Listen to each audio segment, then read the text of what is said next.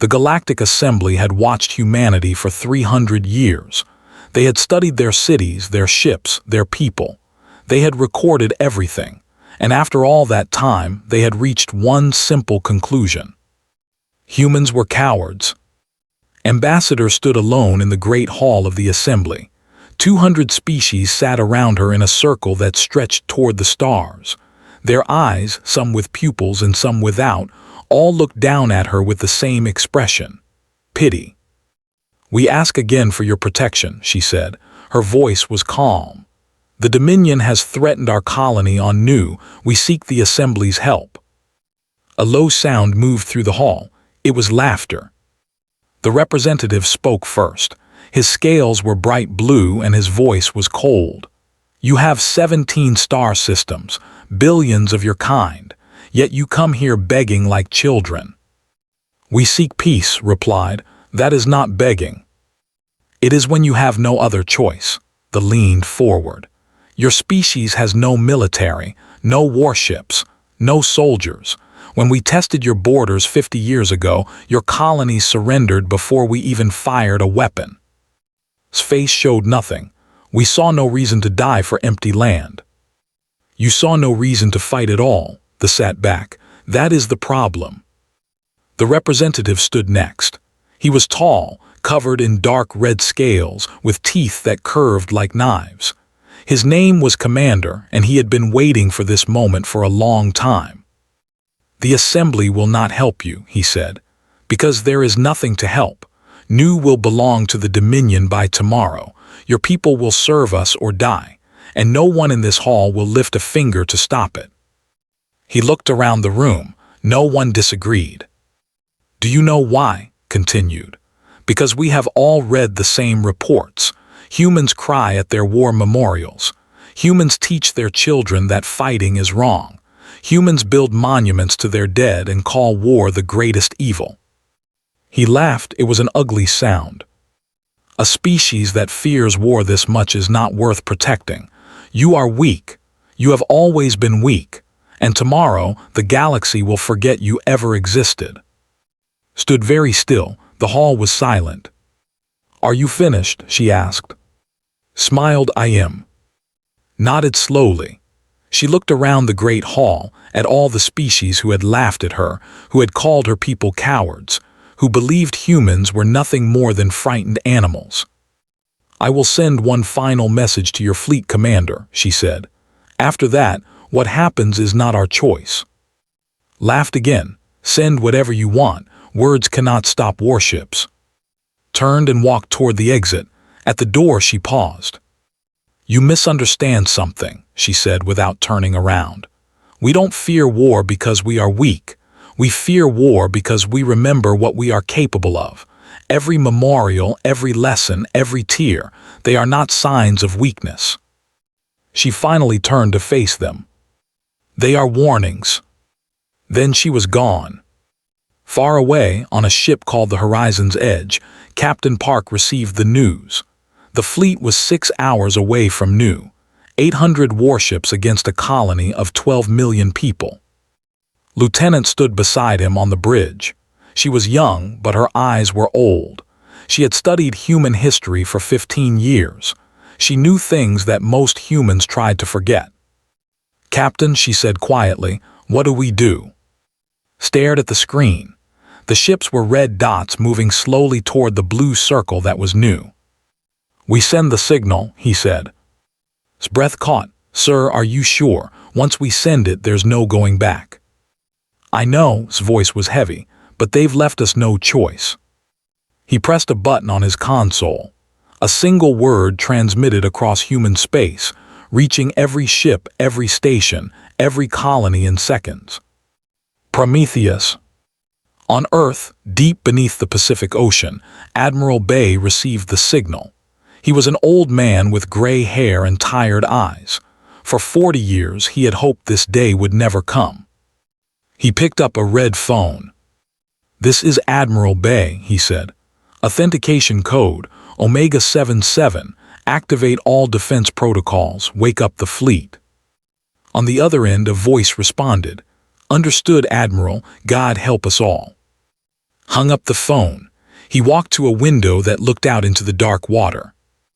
"They think we have no military," he said to himself. "They think we've forgotten how to fight." He closed his eyes. They have no idea. Across human space, things began to change.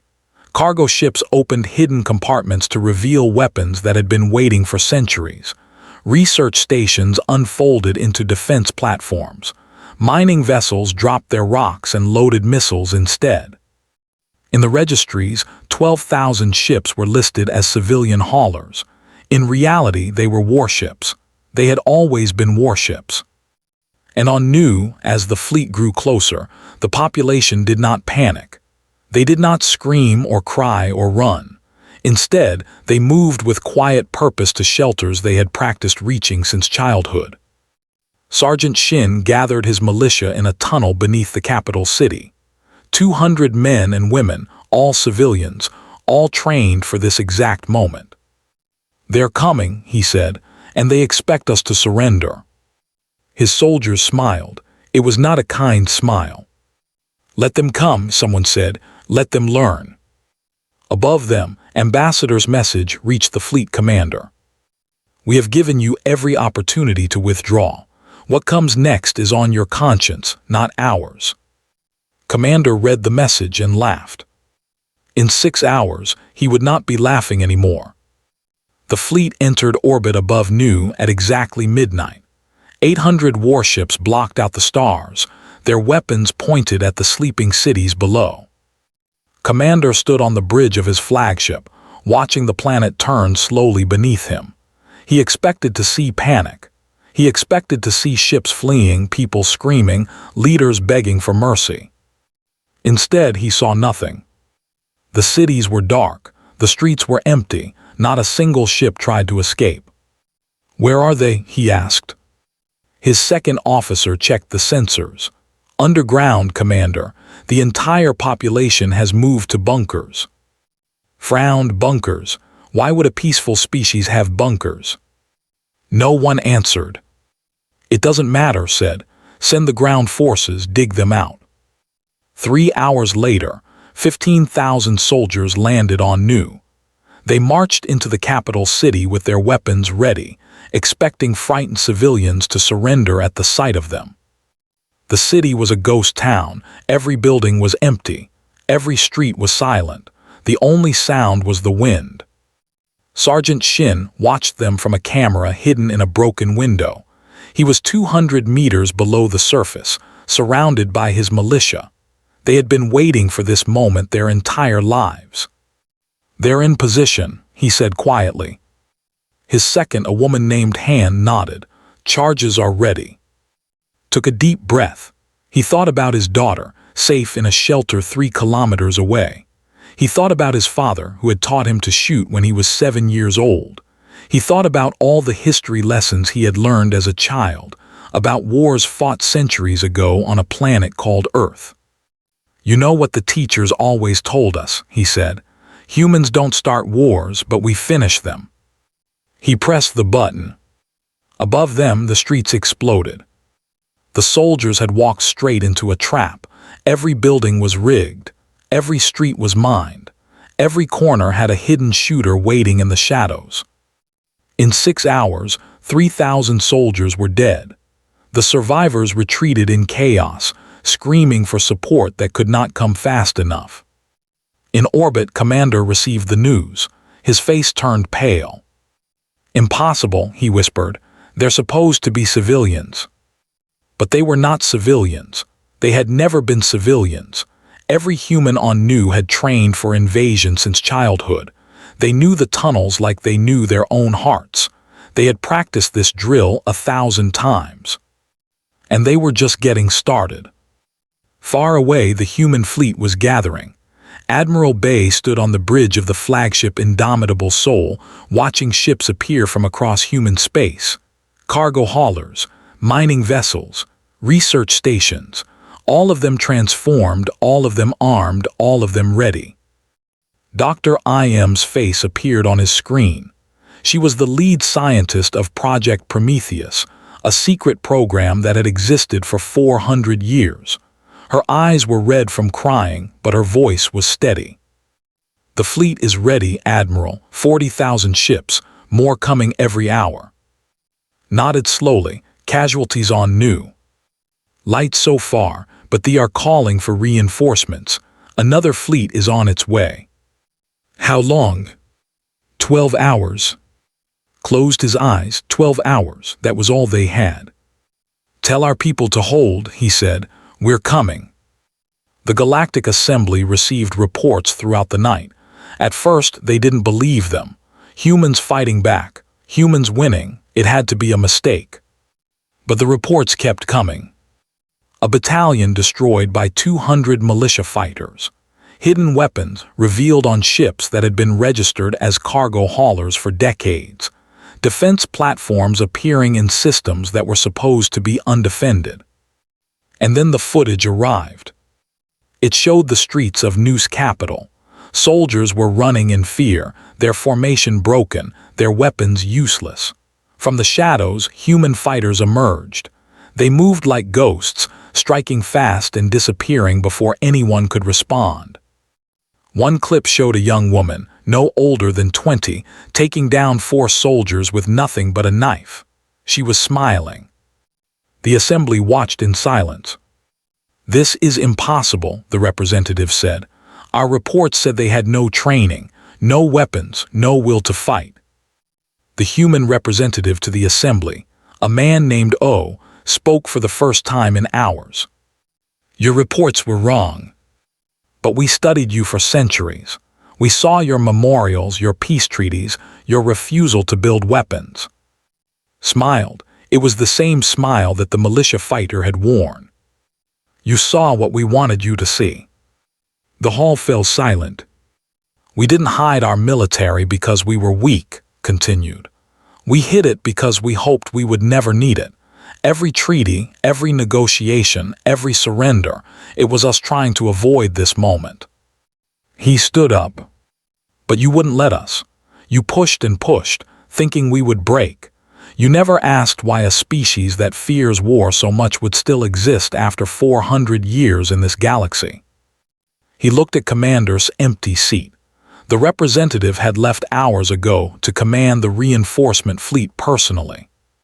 "The answer is simple. We fear war because we know what we are, not what we pretend to be, what we truly are."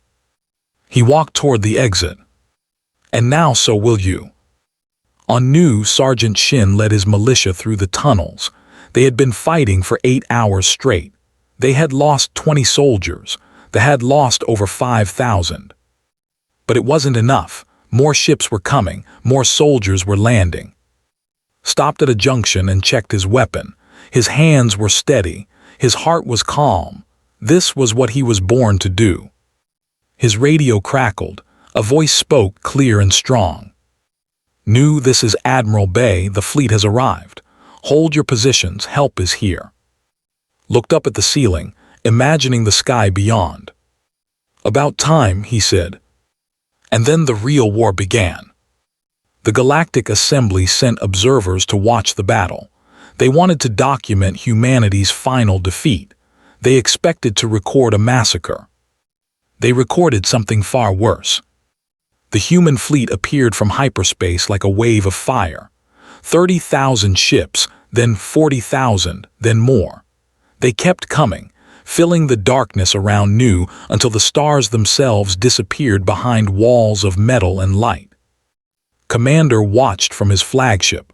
For the first time in his life, he felt something he didn't recognize. Fear. "How many ships?" he demanded. His officer's voice shook. We don't know, Commander. Our sensors can't count them all." Stared at the screen. The human fleet was 3 times larger than his, 4 times, and still growing. "This is impossible," he said. "They had no military, our spies confirmed it." But the ships were real, and they were coming. Admiral Bay's voice echoed across all frequencies. Every ship in the system heard it. Every soldier on the ground. Every observer from the assembly. "Fleet, you have one chance to withdraw. Take it." Laughed, it was a hollow sound. We outnumber your ground forces. We control the planet. Surrender now and we might let your people live." There was a pause, then spoke again. "That's your answer then." The human fleet attacked. The assembly observers recorded everything. Later, they would share the footage with every species in the galaxy. It would change how they understood humanity forever. The first thing they noticed was the way humans fought. Most species treated combat as a job. They followed orders, minimized risks, protected themselves. Humans did none of these things. Human pilots flew straight into enemy fire without slowing down. When their weapons failed, they rammed their ships into vessels, destroying both in explosions that lit up the darkness. When escape pods launched from crippled human ships, the crew often stayed behind to fire one last shot. And they were laughing. The observers could hear it on the open channels. Human pilots laughing as they died. Human crews singing old songs as their ships burned around them. Human commanders joking with each other between attacks. One observer, a scientist named, recorded his thoughts in real time. "They're enjoying this," he whispered. "No, that's not right. They're not enjoying it. They're unleashed, like an animal freed from a cage. This is what they've been hiding. This is what they really are." The battle lasted 16 hours. Captain Park watched from his research vessel, the Horizon's Edge. He had refused evacuation 3 times. His crew had begged him to leave, to get to safety, to let the military handle it. But he couldn't leave, not while his home was burning. Lieutenant stood beside him. Her face was pale, but her eyes were dry. "The flagship is failing," she said quietly. Looked at the screen. The indomitable Soul was surrounded by ships. Its hull was torn open. Fires burned along its entire length. It should have surrendered hours ago. Instead, Admiral's voice came through the speakers. "All crew, this is the Admiral. We have 2 choices. We can surrender and let these bastards take our ship, or we can overload the reactor and take 50 of them with us."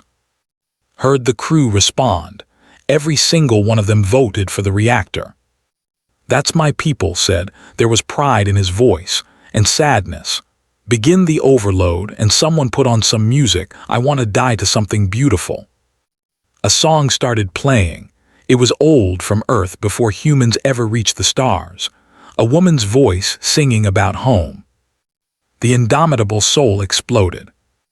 It took 17 ships with it, not 50, but enough. Watched the flash fade. Something inside him broke, and something else woke up. "Lieutenant," he said, "plot a course for the command ship." Turned to him, "Sir, our weapons are useless against warships, but our reactor isn't." She understood.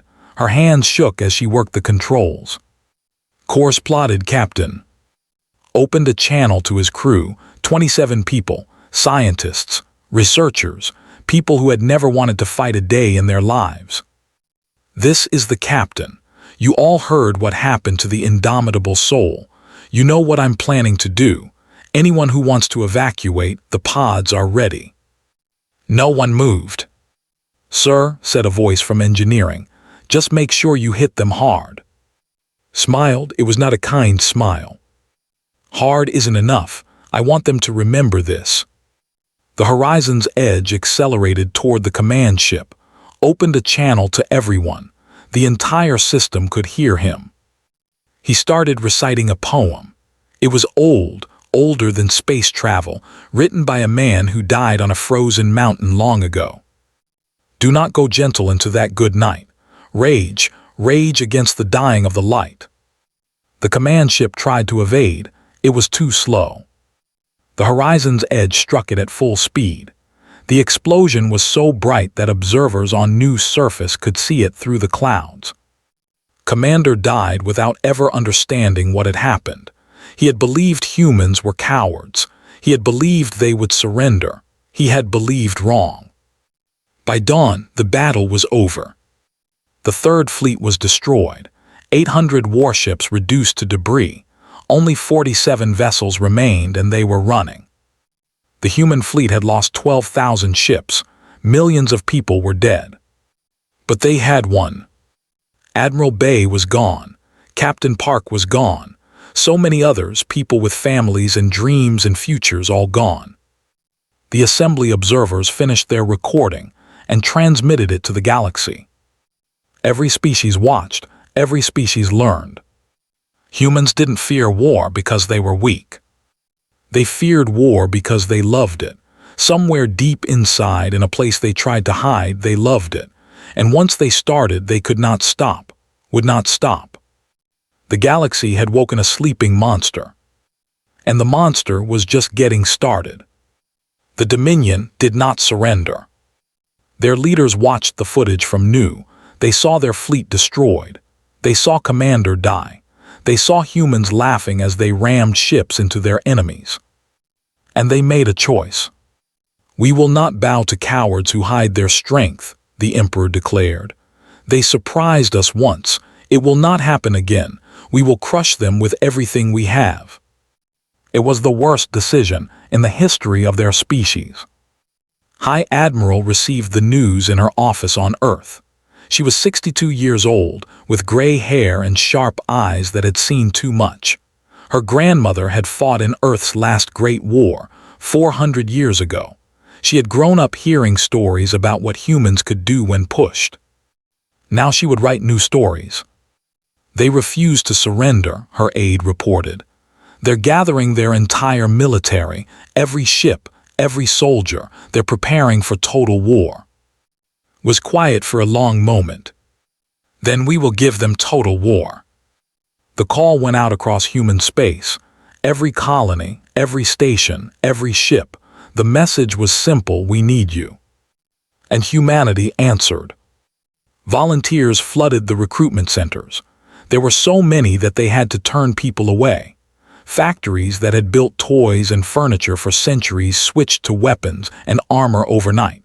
Scientists who had studied stars and planets started designing better missiles. The response was so massive that Even was surprised. "I thought we were a peaceful people," her aide said. Shook her head.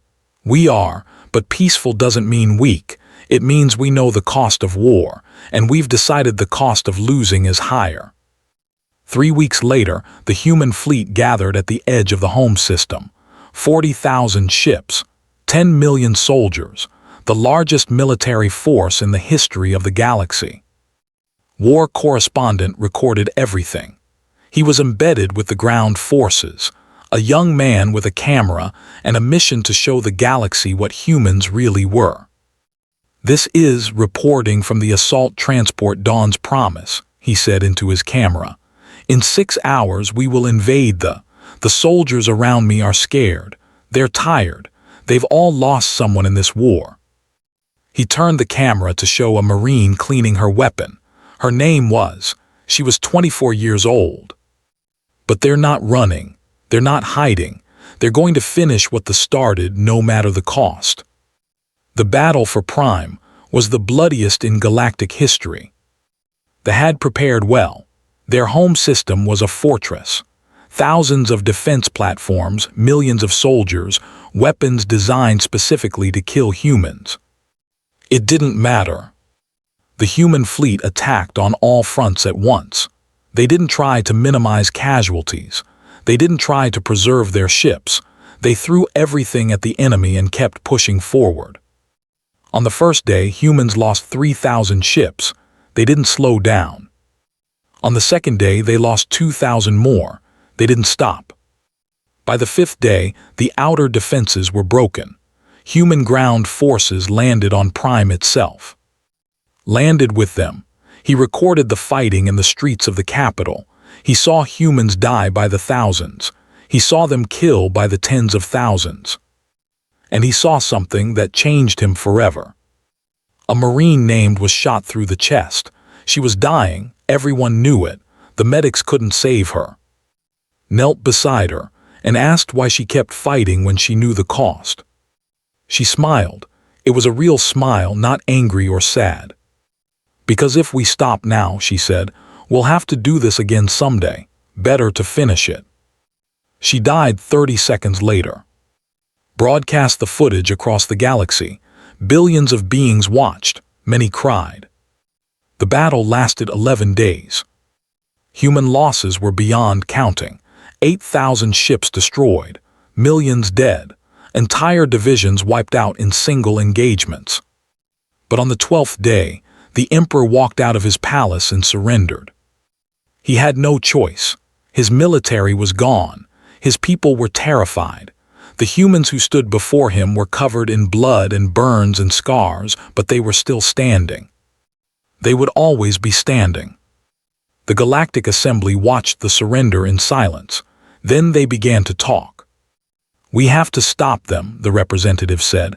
"While they're weak, while they're grieving, we must destroy them before they destroy us." The proposal spread quickly. Many species agreed. Humans had shown what they could do. They were too dangerous to exist. A vote was called. High Admiral received news of the proposal while standing in the ruins of the capital. Human flags flew over the palace. Human soldiers walked the streets. She recorded a message for the assembly. "We know about your vote," she said. Her voice was calm, too calm. "We know some of you want to attack while we're wounded." She paused. "We are tired. We are grieving. We want nothing more than to go home and bury our dead.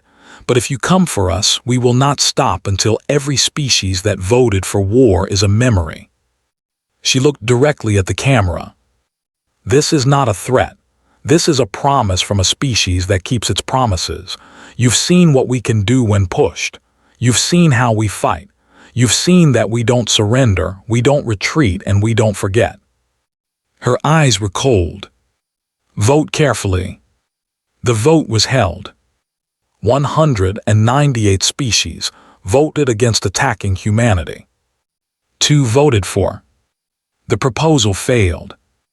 And the galaxy finally understood what humans had been trying to tell them all along. They didn't want war. They didn't seek it. But if war came, they would not flinch. They would not break. They would win. No matter the cost. 1 year after the war, the galaxy was quiet. The Dominion was gone. Their empire had fallen. Their people were learning to live in a galaxy that no longer feared them. Some became refugees. Some became farmers. Some simply disappeared. Humanity had returned to its borders.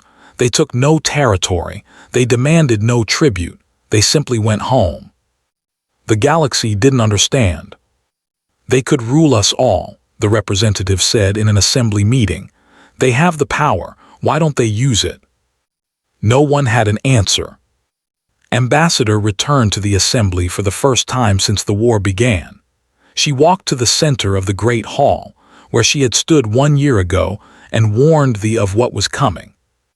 This time no one laughed.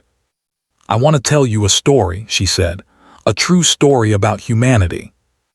The hall was silent. 400 years ago, before we ever left Earth, we fought our last great war. It was called the Third World War. When it ended, 3 billion people were dead. That's more than the entire population of some of your species. She paused to let that sink in. We used weapons that poisoned the land for centuries. We burned cities until nothing was left but glass and ash. We killed so many people that we ran out of ways to count them. Her voice was steady. And the worst part, we were good at it. We were so good at it that we scared ourselves. We looked at what we had done and realized something terrible. She met the eyes of every representative in the room.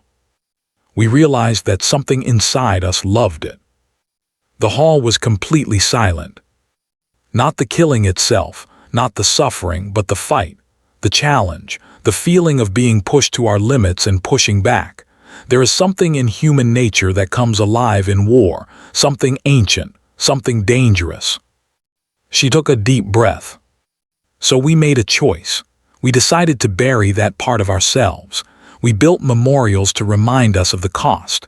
We taught our children about the horrors of war. We refused to build weapons unless we had no other choice. You called us cowards. You called us weak. You didn't understand that every peaceful choice we made was a battle we were fighting against our own nature. She looked at the empty seats where the representatives had once sat. When they attacked, we gave them every chance to stop, every warning, every opportunity, because we knew what would happen if we let ourselves fight. We knew we wouldn't be able to stop. Her voice dropped lower. We didn't hide our military because we were weak. We hid it because we were afraid of what we would do if we ever used it. No one spoke. Now you know. Now you've seen it. We are not a peaceful species. We are a species that chooses peace every single day, even though war calls to us like a song in our blood. She stood. We don't want your planets. We don't want your resources. We don't want to rule you. We just want to live in peace and hope that we never have to become what we truly are again. She turned and walked toward the exit. Remember that. The next time you see a human crying at a memorial, the next time you hear us talk about the horrors of war, the next time you think we're weak. She stopped at the door. Remember that we're not crying because we lost. We're crying because we won. Then she was gone. 10 years passed. The galaxy changed. Fear slowly turned to respect, and respect slowly turned to understanding. Species that had once laughed at humanity now studied their history with horror and fascination. Who had survived the war and watched Captain Park die became a professor at the Galactic Academy. She taught alien students about human history, all of it, the good parts and the terrible parts. Her final lecture of each year was always the same. You want to know the secret of humanity, she would ask her students. It's not our strength, it's not our technology, it's not our willingness to die. She would smile. The secret is that the most terrifying thing in the universe is not a species that loves war. It's a species that hates war, fears war, does everything possible to avoid war, and is still better at it than anyone else. Her students would sit in silence, thinking about all they had learned. Dread is not weakness, would say. Dread is wisdom. We know what we are, and we choose to be something better. On Nu, in a garden overlooking the rebuilt capital, High Admiral spent her retirement planting flowers. There was a memorial stone at the edge of the garden. It listed the names of everyone who had died in the war. 2.3 million names, carved in stone that would last forever. Planted a flower for each one. It would take her the rest of her life to finish. She didn't mind. Each flower was a promise that their sacrifice meant something, a promise that humanity would remember, a promise that peace was worth fighting for. Because in the end, that was what humans had always been. Not warriors, not conquerors, not monsters. Just people who knew the cost of war and paid it anyway, so that their children might never have to. The galaxy watched humanity in the years that followed. They saw a species that built schools instead of weapons, that traded instead of conquered, that reached out in friendship instead of fear. And they remembered what they had seen during the war, the laughter, the songs, the smiles on dying faces. They remembered what humanity had tried to warn them about. And they never forgot. Humans dread war, they had claimed. They were right. But they were also wrong. Because the dread wasn't weakness. It was the only thing keeping the galaxy safe.